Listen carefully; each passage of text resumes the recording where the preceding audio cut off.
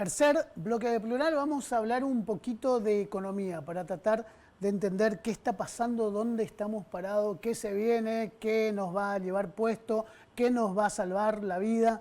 Es decir, cuál es el escenario económico ahora, en 2025, a mediados de año. Invitamos a Darío Ochoa, economista, ya estuvo con nosotros, bastante polémica su primera participación, bastante fuerte. Darío, ¿cómo estás? Bienvenido. ¿Cómo andamos? Gracias por Fuerte, lo polémico, fuerte. está bien. Fuerte. Fuerte y al medio, Y, para asegurar los penales. ¿Cuál es el escenario de este año, Darío? Ahora, a mitad de año. Bueno, la verdad que uno ve que estamos en un momento de transición, ¿no? Hay muchas dudas con respecto al esquema. Venimos de cerrar un acuerdo con el Fondo Monetario Internacional, así que uno ve una pax cambiaria, que es el orden de todas las cosas, ¿no? En la Argentina, que es el dólar. Así que bueno, estamos transicionando esta etapa en donde, si bien hay una apertura del cepo es parcial, vemos que nos acumulan dólares para las reservas, todo va muy atado a la cuestión electoral, político-electoral.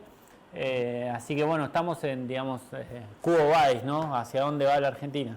Así que no se vislumbra bien cómo se resuelve esto. Si el gobierno sale fortalecido electoralmente, seguramente va a tener repercusiones en lo económico.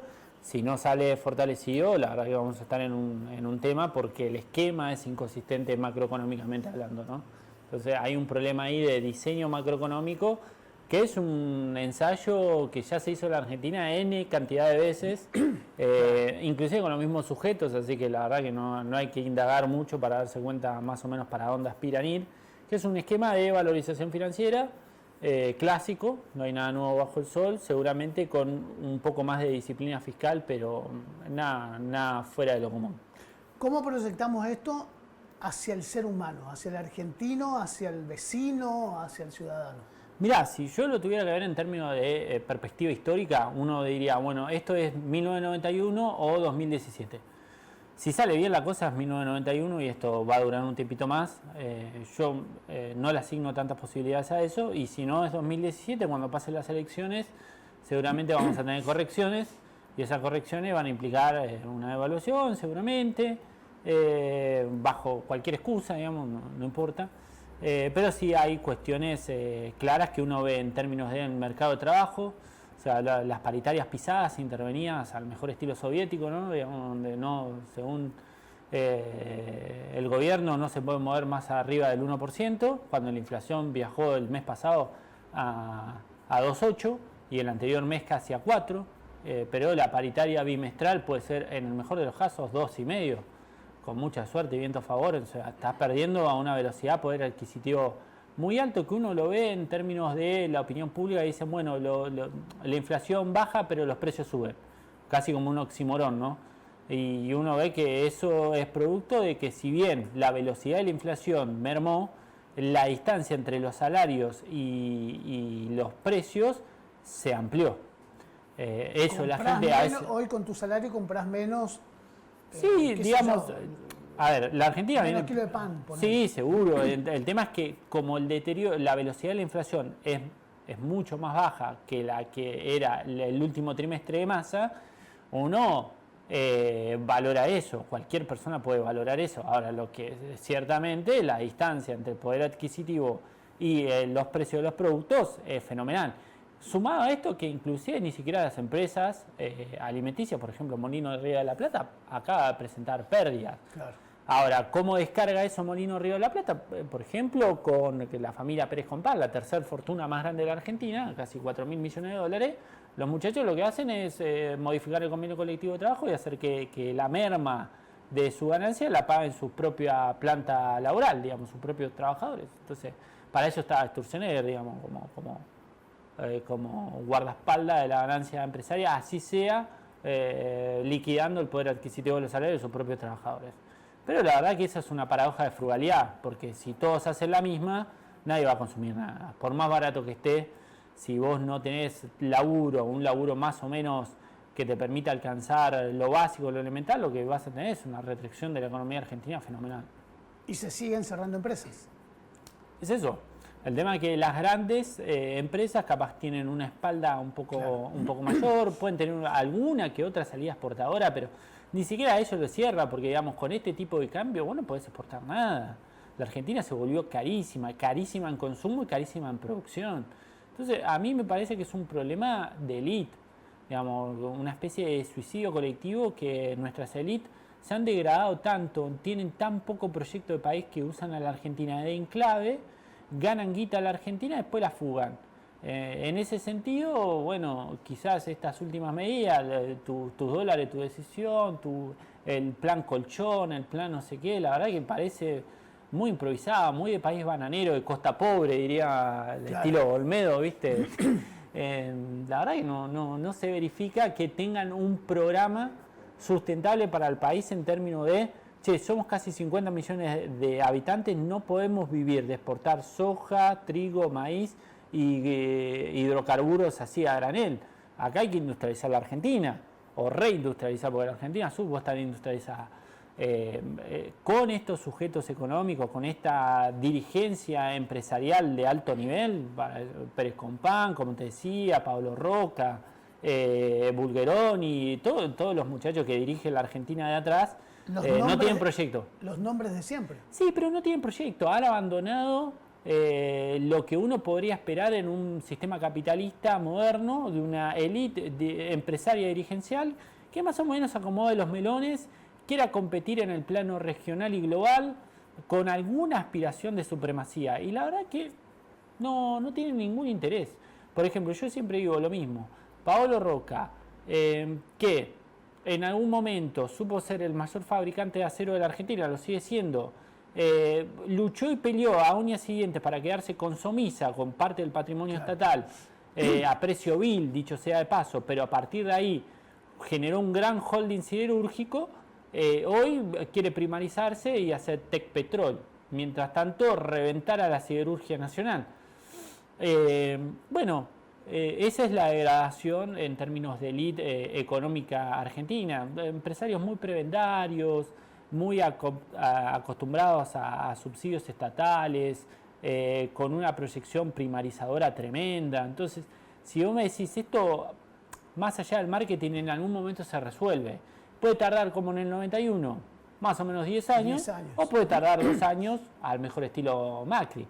Yo me animo a pensar que hay muchos menos activos para reventar de la Argentina que los que había en 1991, a menos que quieran reventar provincias enteras, por ejemplo, como darle a cambio, darle Tierra al Fuego o algún contrato de los que aspira hoy Trump, porque nosotros no nos olvidemos que estamos en un mundo muy complejo en donde ya ni siquiera las fronteras son estables.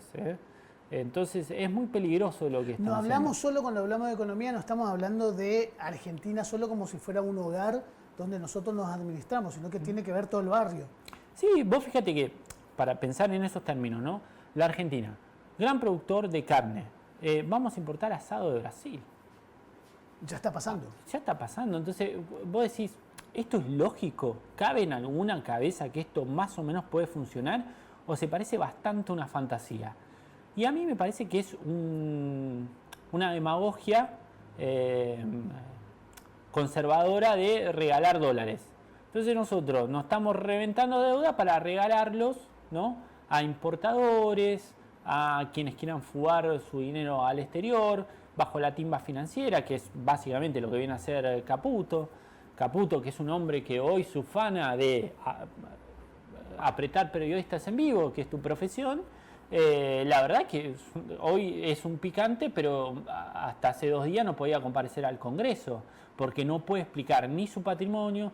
Vos imaginate que el ministro de Economía tiene su plata en una isla pirata, la isla de Man, y no quiere, tiene el tupé de no dar explicaciones de qué hizo con los dólares que ganó en la Argentina y que él es un funcionario público.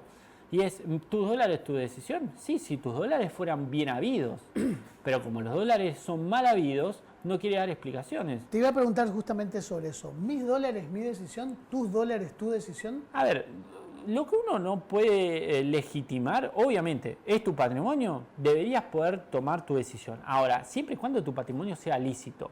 Yo lo que estoy viendo es que ellos buscan que ingresen dólares de la forma que sea. Traigan, vengan, como sea. Como no lo pueden hacer tal cual y como quisieran, largaron una medida que, si uno la piensa, primero no está hablando de dólares porque no le da el cuero para hacer un blanqueo general a nivel estratosférico, como lo que plantearon en un inicio, porque se los come el Gafi, claro. Nos convertimos en un narcoestado, un claro. lavadero de país, y como eso más o menos en un país del G20 no caminaría, porque no sos Ecuador, claro. no sos Costa Pobre, entonces más o menos recularon en chancleta, y ahora le están dando más o menos una medida lógica en la cual vos no tengas que informar 400 movimientos estúpidos a la FIP.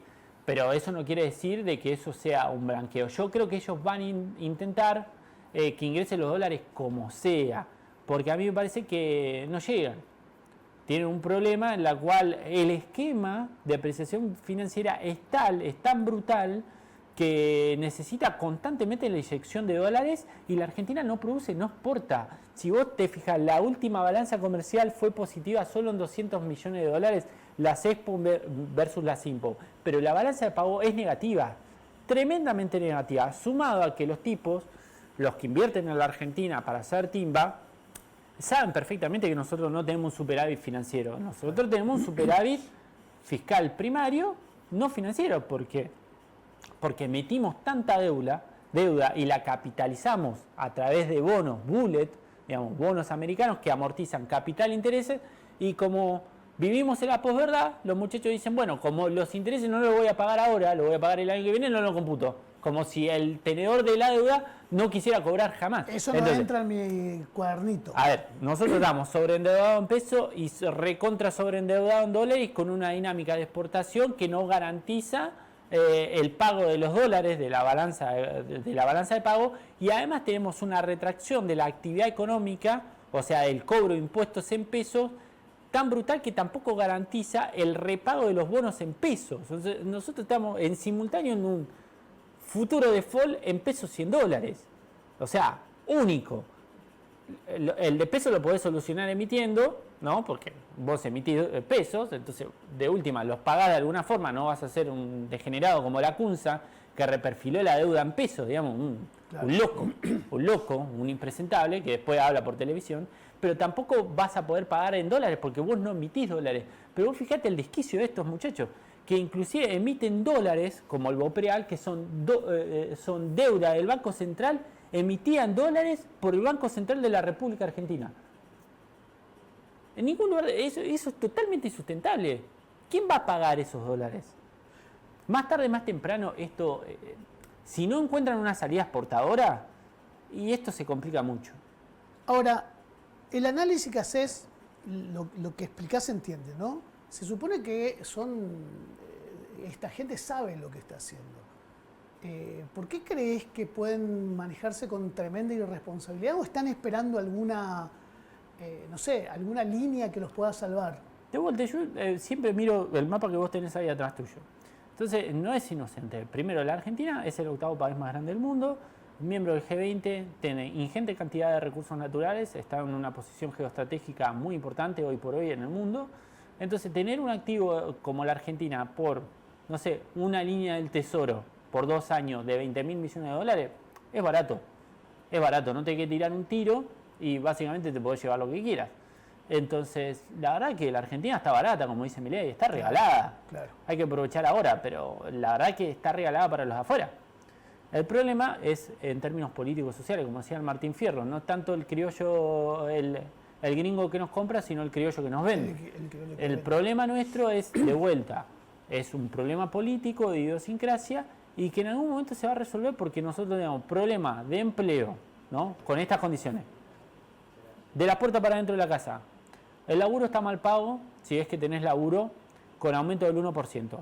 Los precios bajan a 2,5%, 3% por mes. Por ende, todos los meses estás perdiendo 2% de poder adquisitivo. Por ende, todos los meses te está faltando 2 días al mes. Entonces, el 28, es el 26, es el 24, es el 22 y así para atrás. Y eso que ya viene un tiempo largo. Sumado de la puerta para afuera, la Argentina no está haciendo ningún tipo de inversión que le permita dar un salto exportador y de productividad. No arreglas rutas, no arreglas caminos, no haces gasoductos, no haces nuevas centrales térmicas o centrales hidroeléctricas, no haces una nueva tucha. O sea, ¿qué estás haciendo con la plata? Timba. Y y así como entra se va. El tema es que cuando se van, el tendal lo tenemos que pagar nosotros. Y la Argentina hoy no está en condiciones ni siquiera de afrontar su deuda institucional. Claro. O sea, nosotros no tenemos cómo pagarle al Fondo Monetario Internacional.